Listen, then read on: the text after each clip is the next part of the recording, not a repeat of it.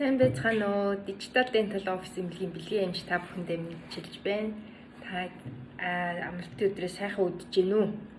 За, та бүхэндээ ойр толбогдсонгүй. Тэгээд энэ хугацаанд бид нар одоо маш их олон төрлийн хүмүүсийн эрүүл мэндийн болон амьдралын чанарыг дээшлүүлэхэд хэрэгцээтэй байдаг тэр эмчилгээний онцлогыг бол эмчилгээнийхээ практикууд нэвтрүүлсээр байна.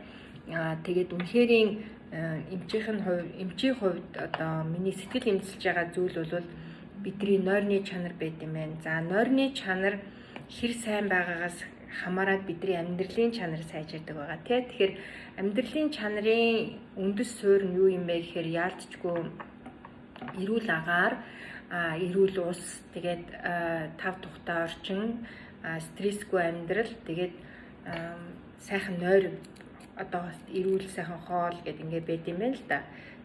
Гэтэл бидний нөгөө нэг нойрны чанарт нөлөөлж байгаа зүйл бол шөндөө бид нар хэрхэн одоо хамраараа амьсгалж чадж байгаа юм. Хамраараа амьсгалж байгаа бол тэр амьсгалын одоо замаар явж байгаа тэр амьсгал маань яг хүчил төрөгчөө яг уушууруугаа яг бүрэн бүтэн тэр хэмжээ эзэлхүүнээр аваачж өгч чадж гин үү гэдэг энэ асуудлууд бас байдгийн байна. Тэгэхээр одоо та нартай нэг сонирхолтой загвар үзүүлэх гэж бодож байна. Тэгэхээр энэ болохоор яг нэг үйлчлүүлэгчийн залгуур хоолой одоо энд байдаг те.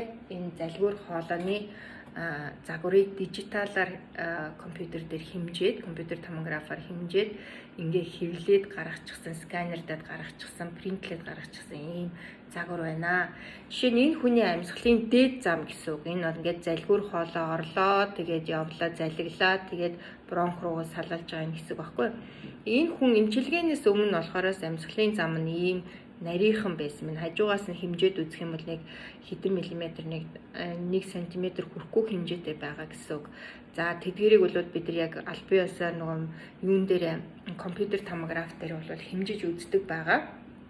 За гэтэл энэ хүний амьсгалын замыг одоо саад болоод исэн, нарийнхан болгоод исэн шалтгаанууд болох аман дотор байгаа тэр нарийсан бөгнөрлөлтөй шүднүүд, шүдний игнэний нарийсал, тэгээд тагнаандаа хил байж чадахгүй байх, хилний хөвч богино байх, ч гэдэг юм уу хил буруу залгидаг байх.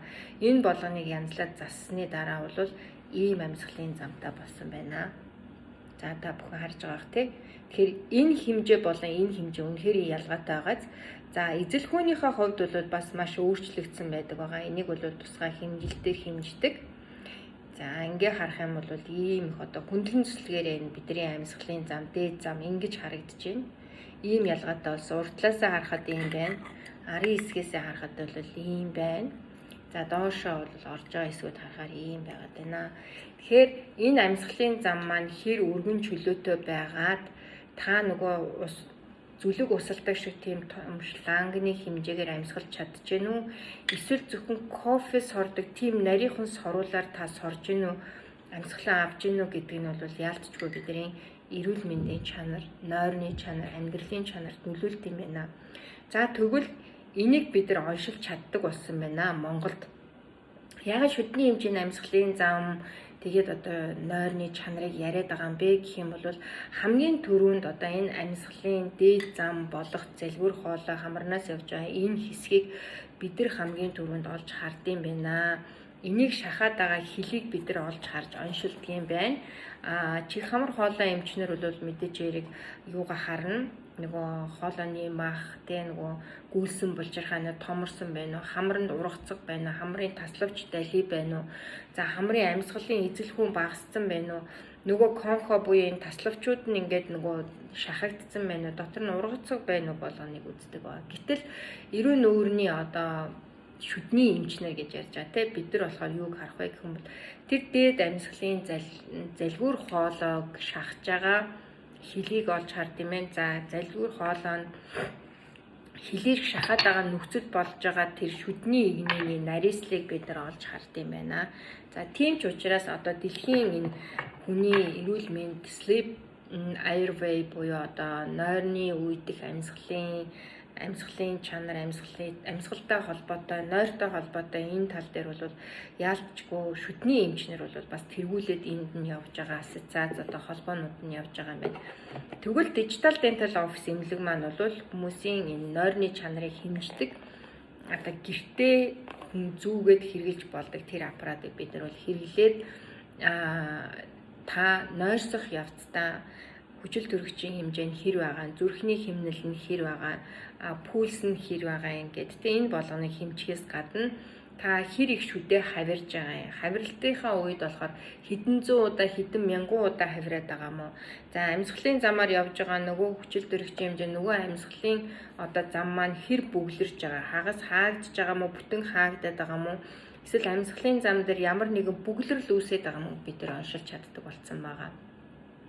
За хэрвээ амьсгалт асуудалтай заримдаа та бүхэнд байдаг л байх л та. Хажуугийн чинь одоо хайртай дотны хүмүүс аав, ээж, ах トゥ нар хань ижил үр хөөгдчөө өртлөх хөрхөрөх чимээ сонсогддог байж магадгүй. Тэгвэл бидний амьсгалын замын дээд хэсэг болох тэр залгиур хоолой нэр хүүхэн хөл буюу зөөлөн тагнаа хилэн шахагдсны улмаас тэгээд түрүүний нөгөө энэ амьсгалын зам ингэж тэрэнд шахагдсантай холбоотойгоор тэр амьсгал ингээ явж агаар явж байгаа гэсэн үг шүү дээ. Тэр амьсгал явж явах үед хил тэр хүүхэн хилийг шахсантай холбоотойгоор дуурах буюу хөрхрөлт үүсэх зөөлөн эдийн чимээ сонсогдох бол байж болдго юм байна.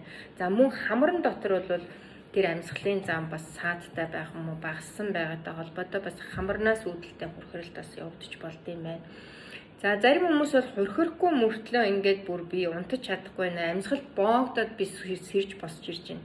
За тэр нь бол бүглэрэлт амьсгалын зам бүглэрэлтийн хам шинж биш харин дээд амьсгалын замын resistance буюу одоо нөгөө хүчтэй үүсэж байгаа гэсэн синдром байд юм байна. За тэр синдром зарим хүмүүст үүсдэг. Ихэнхдээ тийм хүмүүс бол туранхай байдаг байгаа, ходоод гидсний асуудалтай байдаг, хүчлэг одоо дээшээ хүчлэг одоо сөргөө гэж ярьдаг те. Хүчил бол ялгарх тохиолдлууд байна. Өглөө босоход аманд нь хүчлэг юм тийм гашуун амд амтагдсан байж болдог байгаа. Нөгөө амьсгал бүглэрлийн хам шинжтэй хүмүүс болохоор ихэнхдээ жин ихтэй, сахартай байж болдог, даралт нь нэгсдэг, одоо толгоо өвддөг, тэ хүзүү нуруу хүртэгч гэдэг ийм хүмүүс байж болд юм байна. За тэгвэл бид нар хөрхөрөөд байгаа байдал нь бол тийм сайнгүй юм биш үү? Хүний амьсгалын замыг шүн чөлөөтэй гоё аваад тэр хүчил төрөгчийг бидний эд эс рүү тарааж явах ёстой. Тэр зам нэгдүгээр энэ амьсгалын зам саатал учирсантай юм уу тэр ингээд авчигдаад багассантай холбоотой үүсч болд юм байна. Нөгөөдөөгөр бол тарих төв мэдрэлийн системээс тэр хүчил төрөгчөө тэр амьсгалын зам явжгаад тэрийг таниад цааш нь тараах функц буюу үйл ажиллагаа нь алдагдах ингээд төвийн гаралтай бас байж болд юм байна. За тэрийг ч гэсэн манай тэр шүний нойрны чанарыг үздэг одоо зэмсэг те хэмжирт онцлогооны аппарат маань бол хэмжих боломжтой байдаг. За тэгээд онцлогоон дээр суурлаад хэмжилтүүд дээр суурлаад тухайн одоо эмчилгээг яаж хийх нь зүйтэй вэ гэдгийг бид нар гаргадаг байгаа. За маш олон одоо юунууд байгаа, эмчилгээний аргууд байдаг байгаа. Тэрийг одоо эмчин дараагийнх дээрээ тайлбарлая. Баярлалаа.